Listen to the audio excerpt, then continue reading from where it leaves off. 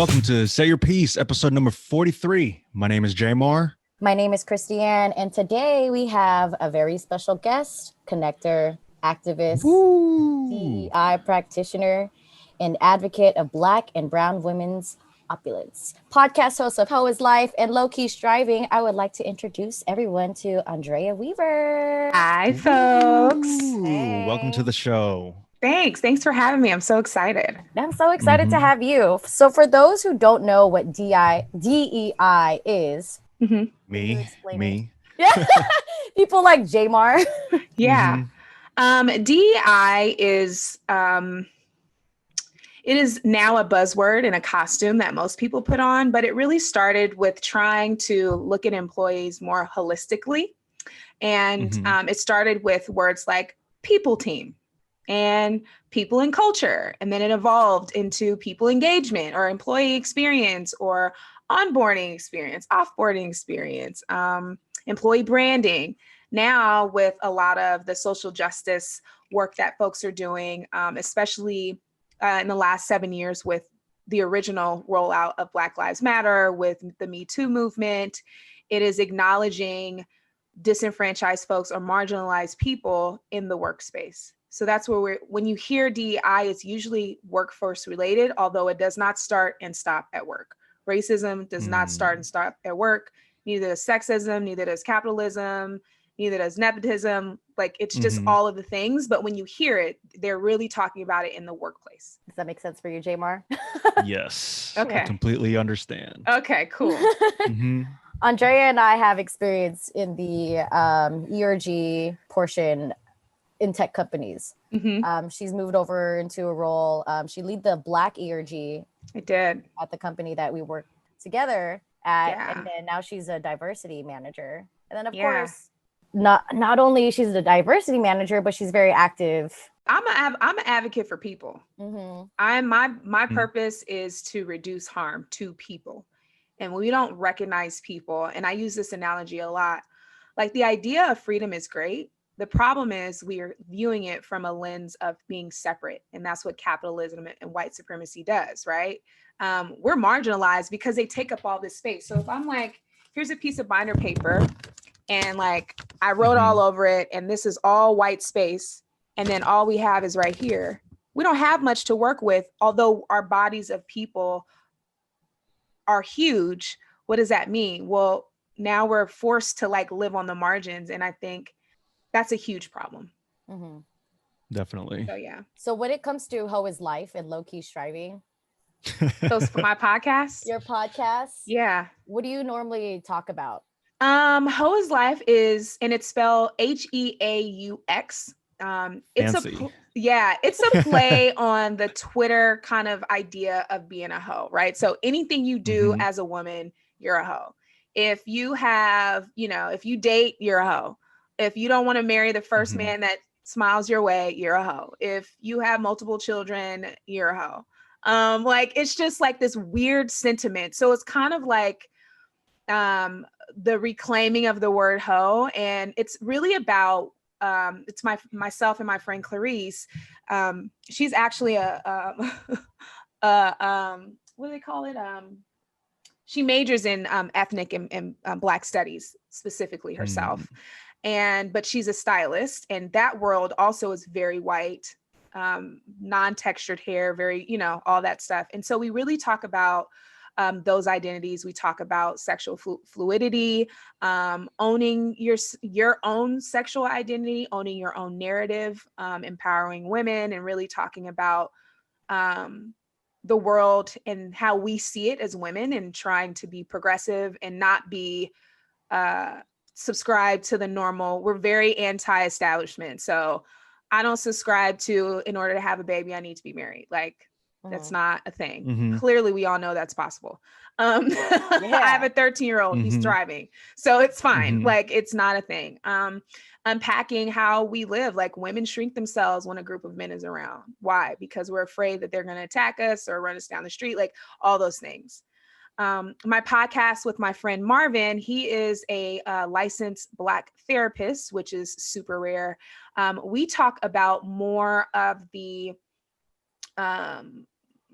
it's definitely Black as fuck, but it's also really inclusive in the fact that we understand that if I'm marginalized, we're all marginalized. So we really talk about political things, bringing awareness to like impactful things, DEI kind of stuff. So in social work, therapy, and then we kind of clown around a little bit. We joke, we talk about our own wellness, how we're doing, how we're navigating the world, the work that we're doing. So we kind of bring both of those worlds together and talk it through. So for the HeauxisLife portion, a question that came up for me was this one episode, or maybe 2 episodes, Jamar, that you and I talked about this. It was about buying drinks for women and then saying no. So me and Jamar, we never came to a conclusion about that. Do you remember that conversation, Jamar? Yeah. So if the girl is drunk and she asks you to have sex with her, no, right? End of the day, no, just don't do it. Like that's not okay. And then so Jamar said, but what if like you meet at a bar, and you buy them a drink? Should you not buy them a drink? Well, so you have to contextualize what drunk is. Drunk is about really what we're talking about. Like take drunk out of it. It's really about, is this person able to make a conscious decision about what they're going to do? So sometimes someone could be sleepy. You probably shouldn't push it. Yeah. Right.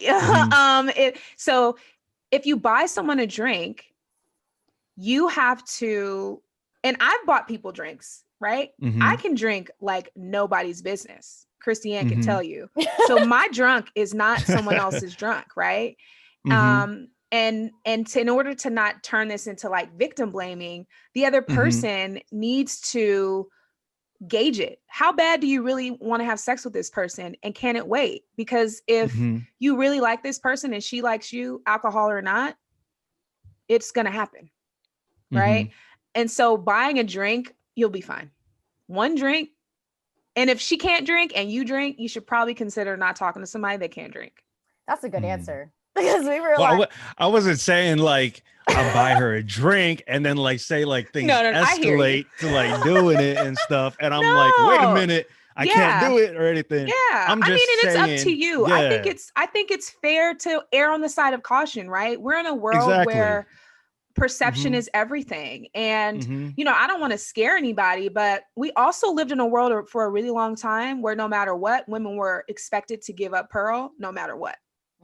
So now we're in a world where now women have agency over their bodies. So it's not really about the men. It's about us having agency, whether we are drunk, whether we're sober, whether we're pissed, whether we're happy, whether we're sleeping, to make a decision and make sure that other person respects us enough to also make a mature decision about something like that. Cause that's it's this pretty serious thing, and it can become a legal thing if you are not gauging things properly. Right. So and it's up to the adults in the room to have that conversation. And unfortunately, if you're not mature enough to have the sex conversation, drunk or not, before you go and have sex with somebody, you don't need to be having sex anyway. So if she comes up to you and she's like, she's a stranger danger. Well, no, I think after like a couple drinks together. No, I'm like, oh, okay. Yeah. I just say err on the side of caution. You could buy drinks and be like, hey, I'm gonna holler at you tomorrow.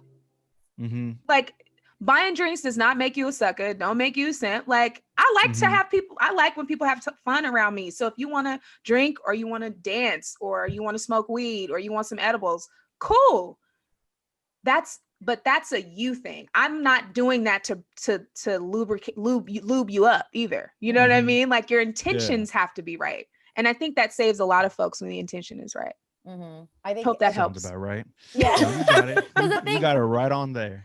He was saying like, okay, what if she's like, oh yeah, like I want you. And then am I supposed to say no? And I think that's just like something. And that's what I said. I said, I'm going to say no. And guess what? You have every right to do that. You should. Exactly. And if you're not sure, a no is better than making a huge mistake. Exactly. Right. So with Lowkey striving, you said it was more mental health, more cognitive reasoning surrounding all of the things, right? So when we think about diversity, and I'm only saying that because we already talked about it, so people have context. Yeah. But when we think about diversity, a lot of people think about what you look like, how you present in the world, or how the world receives you. Well, you know, here we live in California. We're kind of spoiled. If we were to go to the Midwest and some places in the South, we wouldn't be able to be who we are here, there, right? And so when we're thinking about that, like, there's that aspect. And then the audacity to assume that some, you know, Pacific Island person has the same experience from one to another, or a Black person, everybody's ghetto and has single moms, or their parents are on dope, or every single mom is the same, or, you know, like, you know, we all know those tropes for people of color or marginalized people. And it's really unpacking that and calling it out. And that's what we really do. We do have fun with it because we have an Ask a Therapist. And clearly I'm not a therapist, so I'm pretty like, you know, but my friend really is a therapist. Yeah. And so I'll answer as like me being Andrea, and he'll answer as a therapist, and we'll kind of like talk it out a little bit. And then we always are talking about things that affect community. So one of our like topics, even on HeauxisLife, we're talking about those, the babies at the border that are still locked up, that everybody keeps forgetting about because our president's bad shit. So, but we should forget about them? No. They're children. Those are children, period. They should not be living in cages like animals. And animals shouldn't even be living like that. So like, I know PETA would be all up and down that border if that was dogs. So why are we not, we don't even see children of Black and brown bodies, even children, are socialized as if they're adults. So the care is not there. But let there have been some like blue-eyed, blonde hair babies. Oh, that shit would have been. It would have been blown. They would have blew ASAP. that shit up. That's the truth. It's the truth. And so that's kind of where we are. It's very social justice-y. It's fun because I'm fun. But it's all the things. I just think we need more mediums to just recognize the things that are going on in the world. And for me, this work is not about me. Right. My job, my purpose is to make sure people are seen and heard, period. Right. And I don't care who it is. Harm to anybody is a problem to me. Any group of people, any, like we've had concentration camps here, and that's another one. So let's just like call it what it is. So back to the children at the border. Yeah. Do you think that the reason why it's not more focused on right now is because like the media is just not covering it as much? It's never the media just not covering it. It's always about propaganda and what sells. That doesn't sell. Yeah. Because like, I know when like the right talks about it and stuff like that, they like dehumanize the people at the border. Yep. And that's why it's not a big issue right now, because so many people that are on that side believe that because of all the marketing done towards the children at the border. And remember, like, if we just put up the map of this election, yes, Biden won, popular and electoral. It's crazy. That shit was tight. We ain't talking about like hundreds of thousands or millions of votes different. We're talking about margins of like 2,000 votes in an entire state. Y'all, like, that is a representation of the US. New York and California are anomalies. And even in California, we're actually largely a red state. It's from Sacramento to Bakersfield. It's that entire strip of like farmland. Those people are very conservative. Shout out to my Central Valley folks. Love y'all, but it's just the truth. That's just what it is. I live there and I can tell you it's like that to this day. My son goes to school there. It's still like that. And so if the world as we know it is really like that, then that lets you know that we got a bigger issue than just an election or just the media, this is all for some people, that's their only representation of people of color. Yeah. So imagine that. Imagine never have seen a Black or Latinx person in your entire life. Imagine not seeing any person of color or any queer person in your entire life. Your only point of reference is TV. Right. Exactly. That's the thing. I've came across so many people who have told me, I never knew what a Filipino was. Like, I didn't know that was a thing. Like, a thing. A thing. You're a person. It's not a thing. Right. I am a human being. Yeah. And that's why TV is very important too. Diversity in TV. Representation, because not a lot of people know, right? And that's the form of learning nowadays. It's a medium. Watch TV, watch Netflix, especially Netflix. They're increasing more diversity in their shows, right? So these people, they're like, oh shit, like I've never seen that person before. And then they see all these kinds of Asians, and then they realize, oh shit, there's different types of Asians. There isn't just Chinese or Japanese. Yeah. And that's new too, because most people look at Asian people, or what they assume as Asian, right? The Asian markers for folks, right? Is you're studious, you're good at math, and you got money in your mattress. That's not every Asian person. That's not every Asian person's experience. Not every Asian person goes to Harvard. Like, what? Like, not that that's a bad trope, but, and then even when you see Asian men in movies, they are really seen as like asexual, feminine, like attractive, like, and that's like, I know for a fact there's plenty of fine ass Asian men. So I don't know what is happening in these movies, and it'll be an attractive Asian man, but his storyline is just so far disconnected from like a love interest is sickening. Like, what? Like, why even put this person in here? It's like the token Black guy in a group of white boys, right? Like, what's happening right now? Like, why is that? And so that's what people think when they see us. And I'm talking about our, nationalities or identities, I should say, because we can all kind of relate. But we could do that for queer folks, gay men, when they're in shows, they go through this whole drama and strife, and it only comes through triumph and death. And it's like, no, they have regular lives like the rest of us. Like, it's not that deep. Like, it's fine. Trans women live women lives and are fine. Like, it's, and there are things that also happen, but it shouldn't just be this one view of like, and it's always like that in the movies too. It's sickening. Others, like I suck at math. There's no fucking way I can do that math. Like, I didn't go to college.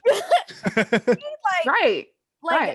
It convinces people that that's the way of life, and that's the problem. And then if they see you and they meet you, now you're a problem. Yeah. Right. That's right. It's not even whether it's like, that's a great trope to have, but that's not everybody. So because it's the othering. So you see it, the colorism that happens, all that. I may be Black, but I'm not gay. I may be Black and gay, but I'm not Black and trans. Well, I'm Black and trans, but I'm passing. So, right. Or I'm a Black man, but I'm not a Black woman.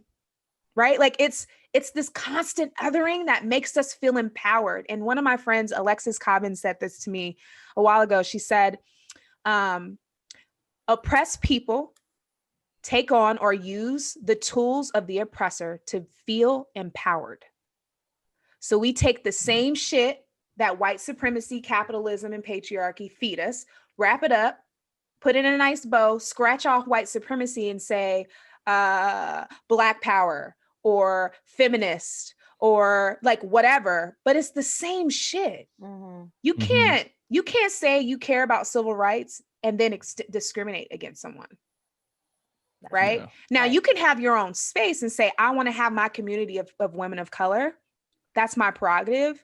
And I'm not mad at you for wanting to have something of your own as well. We just need these spaces because we don't have them. Yeah. Right. I'm not othering you. I just want to continue to build community for us because we don't have.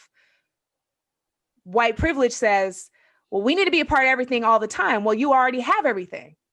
So you don't have to be here. We can have our own space, right? And so it's like this weird dichotomy of like, yes, you can have a positive trope, but if I don't meet that expectation, then I'm not valuable to you. And that's the problem, right? Yeah. Like these resource groups are about equity, like the offerings that they provide for those spaces, like women, Asians, Latin. They provide resources that actually push them to success. And that's why those spaces are important. Right. And that's community. That's what's important about being a diversity manager. Yes. Yeah. Absolutely. And to call out the shit and just put eyes on things. And it's not always about, because I don't believe that white people are inherently dangerous. I just think white supremacy is inherently dangerous. And when you are a person that benefits from a privilege, because all of us do, just white people have more, and it's the truth, right? You too are dangerous because you are willfully ignorant.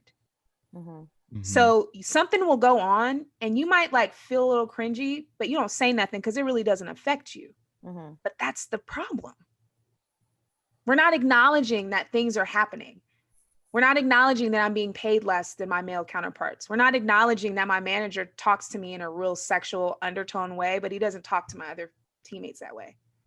Or someone told me, someone's telling me to smile, or someone's handing me their trash as I walk by, or they talk to me in an accent because I'm Asian. They just talk to me in an accent and think I talk in an like it's stupid shit like that people see and don't call out. And that's the problem. That's why diversity in companies now is growing more and more, because we're starting to see how just ass backwards it really is. And it's not malicious. It's just, you don't know shit. Right. Now, I think that kind of leads up to the next topic for difficult conversations, because I don't know if you went through this, JMR. I don't know if you went through this, Andrea, but I've come across family members who tell me I'm racist against white people. And I'm like, okay, so I'm not racist against white people. I'm racist against white supremacy. And of course, they're Republicans, Trump supporters, all lives matter. It's a difficult space. Have you ever been in that situation before, Jamar? Yeah, right now, yo. I got family members that say that God is going to prove that Trump won the election and shit. And I'm just like, yo, what the fuck? Like, I wish I could bring you to my Thanksgiving if I happen to see them, just so I could have you talk and explain, because when I try to explain, I'm just like, yo, I don't want to hear this shit from you guys and stuff. But it's like, damn, like, I couldn't believe it. Like, I have a lot of friends that are actual, like, legit Trump supporters, and it's over the stupidest shit. Like, they're like, I don't want to be taxed under Biden's tax plan, and they don't even make 400,000. I was gonna say, no one's talking to you. No one's talking to you. Exactly. This isn't your show. Be quiet. That's what I'm saying. He's not even thinking about you. And then I have friends that voted for Trump in 2016. I'm just gonna fall out of my chair. Go ahead. Yeah, right. I feel the same exact way. And the reason was because they were like, because Hillary and the Democrats are going to take away my guns. And I'm like, your guns aren't even registered. Like, I'm like, what are you guys even talking about? Yeah. And it's like, that's like the stupidest shit ever. Yeah. And I just like, I'm kind of happy that COVID is going around, so I don't really have to see all my family members that I disagree with and stuff. But Dave Chappelle said something like that in his recent was it? Yeah, I'll give you the whole rundown. Yeah, you know what he said? He said, I was standing in line voting. He said, I saw these, white people. Now I have a lot of white friends, and my white friends are rich. And I heard them call these white people white trash. Now, I wouldn't call white people white trash. I'm just saying that that's what those white people call these people. And they're talking about voting for Trump, and now he's for them. He said, you stupid idiots. He's talking about me. He doesn't give a shit about you. And the truth of the matter is, this whole country is built on money. We are not in a government. We are in a business. And as we saw in this pandemic, if it was up to this government at large, not just the president, like, let's be clear. Yes, the president is president or whatever, but they allowed him to do and say a lot of that shit. And that's a fact. There were a lot of people in cabinet, in Congress and Senate and House seats that supported a lot of that rhetoric. Why? Because what it did was continue to give this persona of patriotism, right? What is patriotism, right? Or, well, you've seen those things online where it's like, what's Obamacare? Yeah, get rid of Obamacare. And then they use the other name for it. And people are like, no, I'm for that. And they're like, it's the same thing. Right. It's the Affordable Care Act versus Obamacare, right? But what's the undertone issue? It's a Black man doing it, right? It's, well, Obamacare is going to charge you and tax you. Affordable Care Act helps folks. Stupid. Right. And it's but here's the thing. The two things that I've recognized when I'm talking about this, even with whether it's leadership or someone on staff, the reason why you're saying the things you're saying is because it's easy to not read. You are not doing research. You are not actually learning what you need to learn. A lot of us vote the way our parents voted because it's easy. It's hard. Like, it took me about a week and a half, and I've been voting for a long time, or understand how to vote. It took me about a week and a half to understand my ballot this year, like a solid week and a half. And then I had to go back and read it again. Like, the language, legalese is not for us. So when we go and vote down ballot, whether you voted or not, it's important to vote, but it's not the only thing we need to be doing. If you really feel like this president is for you, that's cool. Okay, well, what are other policies that they stand on? That shuts people up every time. What are the policies? I like that. Well, Kamala and Ben, no. What's the policies? What changes were actually enacted? Because inheriting something growing is not the same as growing something. That's right. So if Biden and Trump did all this work to not only try and correct what us being in debt from the Iraq war after 9/11, whatever you believe with that, right? There was a lot of work to be done. They met opposition after opposition after opposition. Could there have been more radical change? Yes. But as we can see, a president alone does not enact change. And so while you're voting for a president, you need to be voting for policy. So while you're worried about who's in a presidency, how did you vote on Proposition 16? How did you vote on 22? How did you vote on HH? Like, if you can't talk, you can't talk to me then. We don't have anything to discuss because we're not on the same playing field. And unfortunately, my job is to either educate or be educated. Right.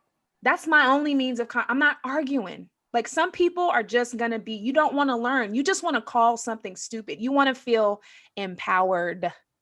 You want to use tools to hold other people down so that you feel good about what you did. But the fact is, you didn't know anything.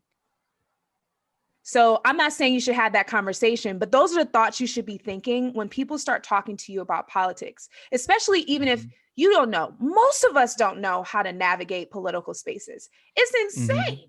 Like, explain the Electoral College. It's crazy. I don't even know why. Like, I feel like we should probably have one, but it should definitely be like dispersed a little different for sure. Right. But like, if we're going to talk specifically about those conversations, let people talk. And then you have to make, and here's the thing, and I had to learn this real hard. Just because relationships are not linear. They're not. Just because I've been knowing you since high school does not mean I need to still be your friend in that capacity. Doesn't mean I hate you. Doesn't mean, I hate your existence. I want you to die. Unfortunately, when we're talking about human life, we're talking about millions of lives being affected by a choice. That's it. If that's true, and you think it's okay to cause harm to other people so you can benefit, I can't fuck with you. That's true. You have to cut off a lot of relationships because of that. Because there's too many people like us that are either understand that there's a problem and are willing to learn, or are part of the fix. And those are the spaces you need to be in. Community and family don't gotta be the ones that you've been knowing all your life. Sorry, that don't work. Everybody can't go with you, and it's hard, and it's it's a hard place to be. Our parents, We can't really divorce our parents, but we can limit conversations with shit like that. When my dad says certain things, like I find him to be really progressive, but there'll be times where he'll say something and I'm just like, okay, I gotta call you back. Mm-hmm. I know context too. Our parents are older and come from a different background. And, you know, there are certain things that I'm going to check and not check and be involved with and not. If my siblings are off the rails and talking about voting for Trump and all this other dumb shit, like, well, you go do that. Mm-hmm. But I can't take you nowhere with me. Mm-hmm. In family settings, let's stick to family stuff. If we're going here, I can't be around you. I would love to spend time with you. This is an off-topic. If you just need to be around that person, this is off topic for us. We are never going to discuss this. We can discuss our lives together, what we plan to do, enjoying each other's company. This, though, that's not for us to discuss. Right. And you need to accept that. That also lends to us understanding our own boundaries. That's our problem, especially people of color. We cling to our relationships like it is the last one we will ever have in our entire life. And if there is not strife and struggle in a relationship, it don't mean shit. But I'm here to tell you, honey, that good things can come easy. And just because we have been socialized to understand that struggle is everything, it is a lie. I have had such a great experience in the last 2 years, releasing myself from that mentality around family and friends that I've had for a really long time. I can still be your friend and still not have you come around like that. I can still call and check on you. I can still love your kids, but this is an area that I'm not talking to you about. I'm to the point, I'm just not going to speak to you at all. But that's me. That takes time. You have to learn your spaces. But when we're talking about family events and stuff like that, like, you got to be mature. People are emotional about all this stuff. We all are. Yeah, and that's okay. Right. And I think that's what we all have in common. We're just emotional about it. And so take your emotion out of it and just recognize that sometimes people just want to talk about shit. They don't know nothing they talking about. We all know those people in meetings that just keep talking and talking. You're like, can you shut up? We're over it. Right. Like, and it's just because sometimes people want to be seen or be heard. Guess what? I'm not that person for you, boo. I got other stuff going on, you know? And so family conversations are hard. And so my advice is to go in, set boundaries, or don't go. I really was just going to say that too, because that was the main thing I got out of it. Set your boundaries. Also educate yourself. Educate yourself and get around folks. Get around other people. Get out of your circle. I promise you. Start that, they're going to shut the hell up. Like, oh shit, I didn't do my research. Yeah. Because you're listening to QAnon, whatever that thing is. Dude, every time you ask someone to cite their sources, especially like if you hear them just repeating shit that like they hear like on like Fox News. No one's and shit, reading talking points. Yeah. They just repeat shit that they hear. Yeah. It's and it's heartbreaking because we know that we are marginalized, but for some reason we take on the othering. I'm not that. Yes, you are.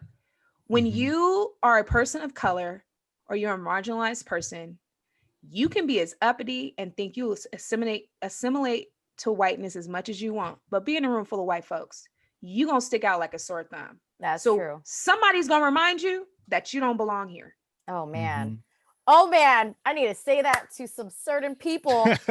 Give me a little reminder. You want to be all about Trump? Hold on. Yeah. You think that you belong, but you don't at the end of the day. You do not belong. And so the question is, where do you belong? Right. And it's the communities that we decide for ourselves that we belong to, not the ones that were God-given, not the ones related by blood. We don't owe people anything. You don't owe people rent space in your head. Free rent in your head? Nah. You know what I'm gonna do? I'm gonna go and find some folks that want to see some change, that are learning and growing, because that's gonna feed me to learn and grow. When I'm down, when I'm out, I can just say, hey friend, hey sis, whoever, and really lean on those relationships. I need quality and value because I add quality and value. I'm not being around nobody that just likes to come to the ATM and never put no money in. I'm just not gonna do it. It's just too much. I need to sleep at night. So like, I'm just not doing it. And I'm really firm about that. Right. You know, a funeral, fine. We'll all hang out, whatever. But like, and I still might even check on you. That does not mean I accept that type of shit. Anything that lends to harming folks, I'm just not going to do. I'm not going to vote for. I'm not going to support anything about harming people or even their identities or their livelihoods. I'm not going to do that. Even Trump supporters. I don't want death on you. I just want you to fucking read a book. Like, get to know a Black person, get to know a person of color, get to know some Black women out here doing this work. Like, and listen, this is a whole nother topic, but like, men of color don't vote well. Really? Oh no. 36%. Yeah. I know. I was like, wait, what? Yeah. When we look at the numbers, Black and men of color voted largely for Trump.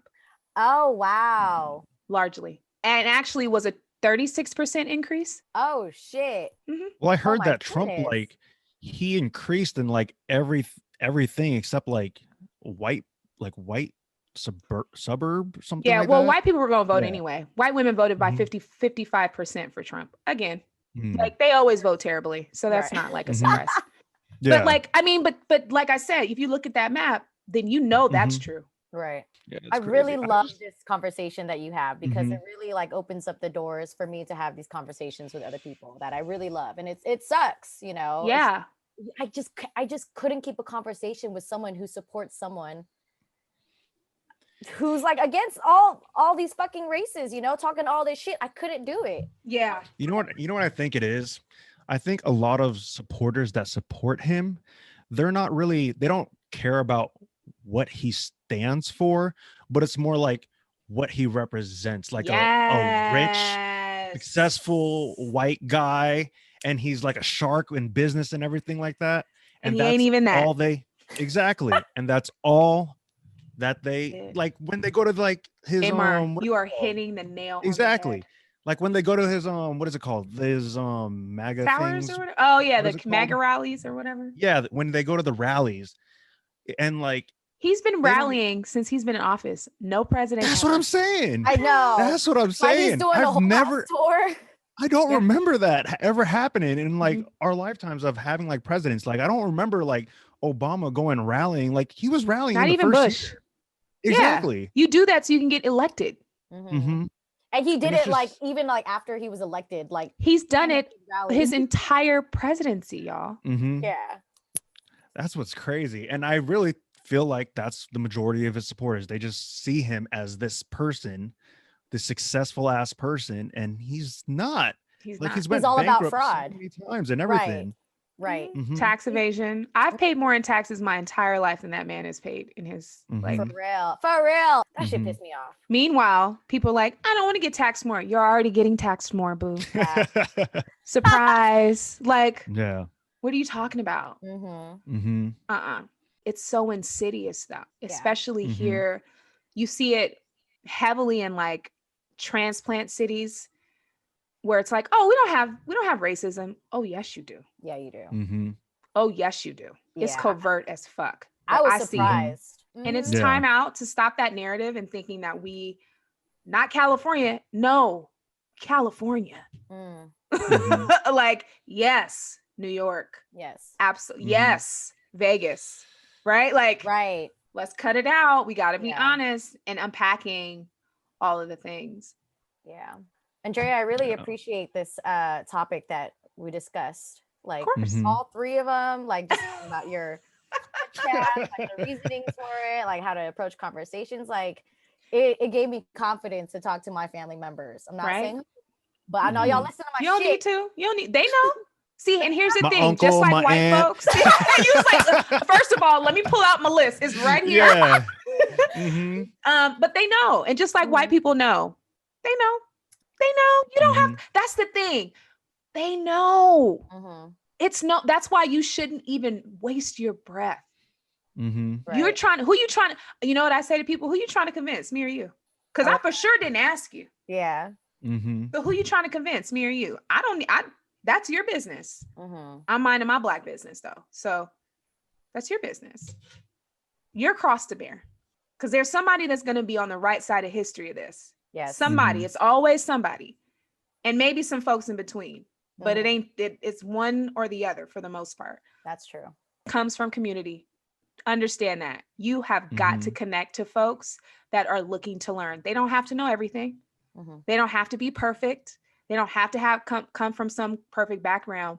You have to start extending your community to more than your echo chamber of people, because you will be a product of that echo chamber. I have white friends, Black friends, Cambodian friends, Middle Eastern friends, queer on every spectrum, like, because it's important. I learned so much, not because I want to say I have a trans friend. No. Because I really want to learn. I really want to be better. And I'm not perfect. I still have misgendered people. That doesn't mean that I can't grow. Right. I've still had thoughts that were homophobic because that's society. Right. But I've had to check myself. Now I'm in the habit of choosing different thoughts. That's hard to do. To get out of anxiety cycles, I have to choose different thoughts. It doesn't make everything better, and it's not faking it till you make it, but you have to it's a conscious decision. And when people do that, they're just surface level, trying to live, trying to make it. And that's really all of us are trying to do that shit.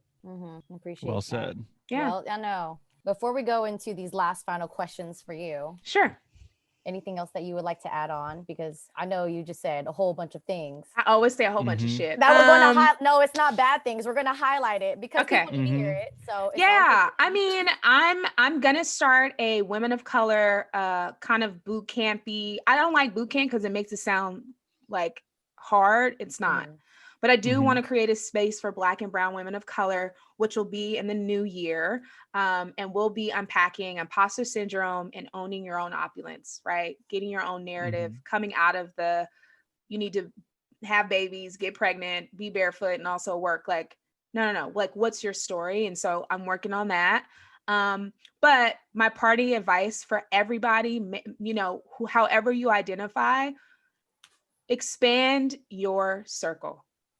Try as hard as you can. It does not matter. Just show up to some shit that you wouldn't even go to. Even if you're a little nervous, like people are nervous around gay people. They just are. And that's okay. Go around them anyway. You'll learn something. You're afraid of Black folks, just go hang around them. They just be wanting to have fun like everybody else, right? Like expand your circle. I promise you, it would just do you such a good service. And the worst that can happen, you never go again. So that's my party advice. I love it. The questions now. These are rapid fire or something? What is this? Oh, it's a rapid fire. We're coming up with names. They're like, lightning talk? I don't know. Lightning round? Lightning round? I like lightning round. Okay, go. All right. I'm ready. If you could go anywhere in the world right now, where would you go and why? Colombia. Medellin specifically. They have amazing architecture there and it's cheap as fuck. Also, they will not extradite me if I become somebody like I'm an activist. So I'm always thinking about like, where could I just jet off to if something happens? So that's one of the spots. Interesting. Describe yourself in 3 words. I know it's hard, huh? I hate that type of shit. I'll say inspiring, compassionate, and assertive. Oh, that's actually really good. I think those all came across on this podcast. If you could talk to the president, what would you talk to him about? His hair. It's happening, boo. We don't have to live like this. Okay. You guys see Rudy Giuliani's like hair like melting? Melting because he put that anyway hair dye. Can you believe like the shit that's been happening lately? Like it is like batshit weird. I'm just gonna say right now, I saw a video of him like blowing his nose and then he was wiping it all over his face with a tissue. I was like, you gotta be kidding me, bro. Like I'm uncomfortable. It's weird. I'm uncomfortable. Okay, weird. Last one. Okay. Favorite quote. Oh man, that's a hard one. It's good. It's good. Because I write down quotes all the time. So you know who Raj Kumari is? Oh, well, no, let's Yes. not do Raj Kumari. But hi Raj Kumari. If you see us, we love you. She's just an amazing coach. And I've had a new executive coach named Meghna. So I'll give you, let me see. Today, Audre Lorde, your silence will not save you. I love it. This is why I love you. I would be coming up with some dumb shit like,